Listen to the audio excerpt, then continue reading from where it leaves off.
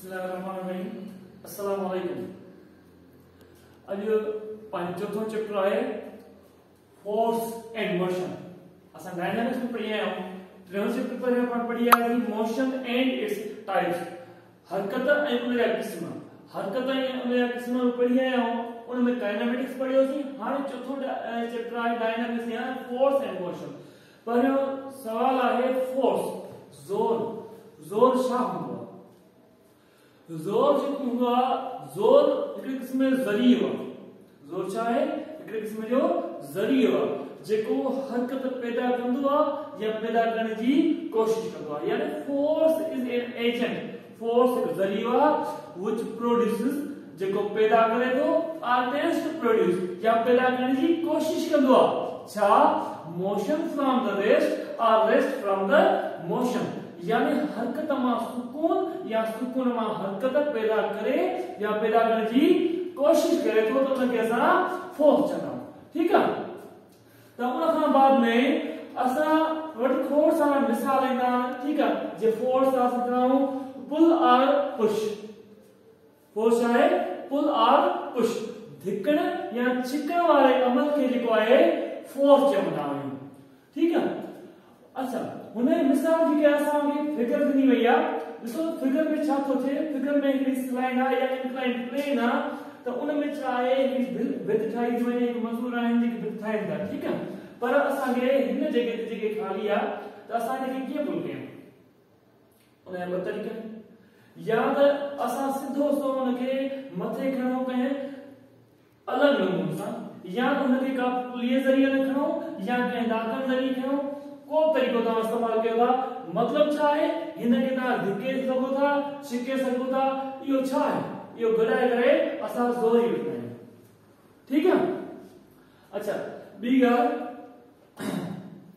असां ॿिए नमूने सां चवंदा force surround us at all times and act on everything. ज़ोर जेको हूंदो आहे हर वक़्तु असां सां गॾु ई हूंदो आहे, कंहिं न कंहिं नमूने सां। कीअं? ठीक आहे? From the smallest particles imaginable to the largest objects in the universe. कहिड़े हवाले सां हर वक़्तु सां गॾु नंढे में नंढा ज़रा हूंदा आहिनि एटम्स जा, त उन वक़्तु बि उन्हनि ते फोर्स अमल कंदो आहे। जीअं हर वक़्तु एटॉमिक पार्टिकल्स जेके आहिनि, एटम यानी इलेक्ट्रॉन, प्रोटॉन, न्यूट्रॉन, जेके इलेक्ट्रॉन कंहिं कंडक्टर में हर वक़्तु हिक ॿिए खे धिकींदा रहंदा, छिकींदा रहंदा, उनजे भितनि सां गॾजंदा ऐं उन्हनि में कोलिजन पैदा थी थी टकराव पैदा थिए। उहो छा आहे? ज़ोर, फोर्स ऑफ अट्रैक्शन आहे। ज़मीन हर वक़्तु असांखे छिके थी पई, उहा छा आहे? ग्रेविटी ते चऊं था, यानी ग्रेविटेशनल फोर्स आहे। चंड असांजे ॿाहिरां हर वक़्तु यानी ज़मीन जे ॿाहिरां फिरे थो, त उहो छा आहे? उहो ज़ोर आहे, यानी ग्रेविटेशनल फोर्स। ठीक आहे? त साॻे नमूने सां असां फोर्स खां ॿिए नमूने सां चई सघूं था although many types of forces exist। जेको तव्हां चयो ग्रेविटेशनल फोर्स आहे, एटॉमिक पार्टिकल्स आहिनि उन्हनि में फोर्स आहे कि 5 क़िस्मनि जा, या असां बुनियादी तौर ते 4 क़िस्मनि जा फोर्स पढ़ूं था। although many types of forces exist। Force केतिरनि क़िस्मनि जा आहिनि, पर असां वटि हिन वक़्तु 4 फोर्सेस आहिनि। ठीक आहे? उहे कहिड़ा आहिनि? there are only 4 fundamental forces which determine all others। they are gravitational force, जे मां तव्हांखे ॿुधायासीं त ज़मीन जी छिका या दुनिया में काइनात में जेके जिस्म आहिनि उहे हिक ॿिए खे छिकनि था या धिकनि था। उहो छा आहे? ग्रेविटेशनल फोर्स हिकिड़ो थियो। ॿियो इलेक्ट्रोमैग्नेटिक फोर्स थींदो आहे। ठीक आहे? ॿियो हूंदो आहे इलेक्ट्रो या स्ट्रॉन्ग न्यूक्लियर फोर्स ऐं ॿियो वीक न्यूक्लियर फोर्स थींदा आहिनि। यानी घटाए करे वरितो वञे ज़ोर जेको आहे असांजी ज़िंदगीअ में, असांजी हिन दुनिया में, असांजी हिन काइनात में हिकु अहम हिस्सो आहे, या हिकु अहम असां ईअं सम्झूं त दुनिया खे हलाइण लाइ हिकु मेंबर चयो वेंदो। ठीक आहे? इनखे असां फोर्स चवंदा आहियूं। ठीक आहे? उन खां बाद में force play a major role in the study of physics because they determine how matter interacts with matter। यानी फोर्सेस जेके आहिनि हिकु वॾो अहम किरदार अदा कंदियूं फिजिक्स में। ठीक आहे? छो जो उहे असांखे ॿुधाईंदा आहिनि जेके बि जिस्म आहिनि, जेके बि मादा आहिनि, उहे कहिड़ो किरदार अदा कनि था, उहे हिक ॿिए सां कीअं तालुक रखनि था, कीअं इंटरेक्ट कनि था, चाहे उहो अट्रैक्शन जो हुजे या चाहे वो रिपल्शन जो हुजे, यानी फोर्स ऑफ अट्रैक्शन चई सघूं था असां, फोर्स ऑफ रिपल्शन, यानी ॿिन्ही में असांखे फोर्स ई अहम किरदार अदा करे थो। ठीक है, उन खां बाद में असां चाहे असां वधीक डिस्क्राइब कयूं फोर्स खे त हलंदा जो त असांखे डिस्क्राइब करण लाइ ॾिसो हिकिड़ो मिसाल मिलियल आहे असांखे, जेकॾहिं हिकिड़ो ब्लॉक आहे, वुडन ब्लॉक हूंदा, वुडन ब्लॉक आहे, उन खां बाद में स्प्रिंग खणो, उन ते हिकिड़ो फोर्स अमल कयो था।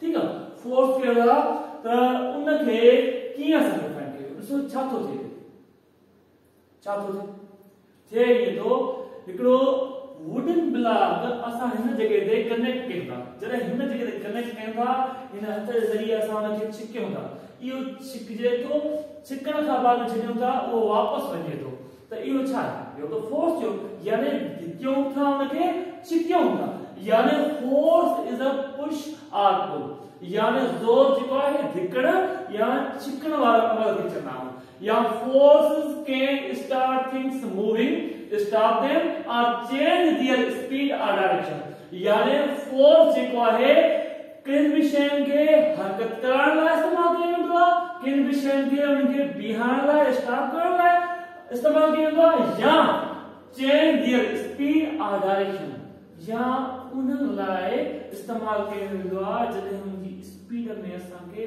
फर्क़ु आणणो, तब्दीली आणणी आहे, या उन जे तरफ में तब्दीली आणणी आहे, तॾहिं असां फोर्स इस्तेमाल कंदा आहियूं। कीअं, असां हिकु बाइक ते अचूं था रोज़ाना, ठीक है, रोज़ाना स्पीड मां ॻोठ खां निकिरां थो, मुंहिंजो 25 खां 30 किलोमीटर सफ़र आहे, 25 खां 30 किलोमीटर सफ़र आहे, त मां बाइक ते फोर्स कीअं थो अमल कयां, यानी फोर्स का मतलब है एक्सीलरेटर पे फोर्स अप्लाई किया तो फोर्स से एक्सीलरेटर अप्लाई किया तो ठीक है, उन खां बाद में यानी स्पीड में चेंज आई फोर्स से करे, या डायरेक्शन में चेंज है, असा हैंडल के जोर दी रे डायरेक्शन में चेंज थी, या कहे बाबा असा फोर्स इधर जे करे डायरेक्शन में चेंज थी, ठीक है, या forces can spin objects or change their size और शेप, चेंज देयर साइज और शेप, जोर जे जरिए असा जिस्मन में तब्दीली आणींदा आहियूं, या खबर आहे जिन असां पढ़ी आयासीं त उन जी स्पीड में, डायरेक्शन में, या उहे जेकर सुकून वारी हालत में आहिनि त उनखे मूव कराईंदासीं, जेकर वो हरकत वारी हालत में आहिनि त उनखे स्टॉप कराईंदासीं, पर इन खां अलावा उन जी साइज में तब्दीली आणे सघूं था ऐं उन जी शेप में भी चेंजिंग आणे सघूं था, ठीक है। उन खां बाद में some types of force require contact, force that pushes basketball towards the ring requires the contact of your hand, यानी जोर जेको आहे असां कांटेक्ट बिन शयुनि जे मिलाप जे करे, छुण जे करे उनमें जेका चेंजिंग अचे थी उहे फोर्स चई सघूं था। जे सिधो हिकिड़ो मिसाल आहे बास्केटबॉल आहे, तव्हां बास्केटबॉल जी उन रिंग में विझण लाइ छा कंदो, तव्हां पंहिंजे हथनि जे ज़रिए उन हथ में खणी बॉल उछलाईंदो, ठीक है, इहो छा आहे, इहो फोर्स जो मिसाल आहे, ठीक है। साॻे नमूने सां असां वटि ॿिया फोर्स जा मिसाल आहिनि, पर उन खां अलावा फोर्स मां तव्हांखे पहिरीं पढ़ी आहियां त फोर्स या कुछ खासियत हूंदी आहे, फिजिक्स में खासियत घणी हूंदी आहे, फिजिक्स में ॿ खासियत हूंदी आहे, हिकिड़ी हूंदी आहे स्केलर क्वांटिटी, ॿी हूंदी आहे वेक्टर क्वांटिटी, यानी तरफ़ी मिक़दार, ॿियो हूंदो आहे गैर तरफ़ी मिक़दार। तरफ़ी मिक़दार छा हूंदो आहे, तरफ़ी मिक़दार हूंदो आहे भई जंहिंमें तरफ़ हुजे मिक़दार, दोस physical quantity which are specified by their magnitude as well as direction, यानी अहिड़ी त ॿई ख़ासियतूं जंहिंमें असांखे छा मिले, जंहिंमें असांखे तरफ़ मिले ऐं ॿियो छा मिले, असांखे तरफ़ मिले, मैग्नीट्यूड मिले। वरी ॿियो हूंदो आहे स्केलर क्वांटिटी, स्केलर में छा हूंदो आहे, अहिड़ी त ॿी ख़ासियत जंहिंमें असांखे तरफ़ भले न हुजे पर मिक़दार मिले त उनखे असां स्केलर क्वांटिटी चवंदासीं। त फोर्स हिन वक़्तु छा आहे, फोर्स असांखे आहे वेक्टर क्वांटिटी, यानी फोर्स असां वटि आहे वेक्टर क्वांटिटी या न त बई मिक़दार चंदा असां उनखे। ठीक है, उन खां बाद में फोर्स जो यूनिट छा कंदासीं, फोर्स जो यूनिट हूंदो आहे न्यूटन। जो फोर्स न्यूटन जे बराबर आहे इहो असां अॻिते कंदासीं जॾहिं न्यूटन जा क़ाइदा हूंदा, यानी न्यूटन जो ॿियो कानून या न्यूटन जो ॿियो क़ाइदो, Newton second law of motion में पाण साबित कंदासीं त इहो वेक्टर क्वांटिटी कीअं ऐं इन जो यूनिट जेको आहे न्यूटन कीअं थो थिए। ठीक आहे, उन खां अलावा असां वटि फोर्स ऐं ॿियूं शयूं हूंदियूं आहिनि जीअं फोर्स जेको आहे असां निशानी हिकु अहम किरदार अदा थी करे। असां हिन दुनिया में काइनात में रहूं था, खोड़ सारियूं शयूं आहिनि, जीअं असांजो नालो आहे, मुंहिंजो नालो आहे ज़काउल्ला।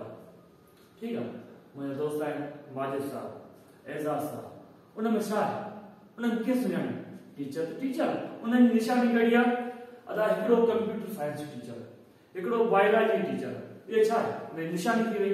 अदा हिकिड़ो एजाज आहे।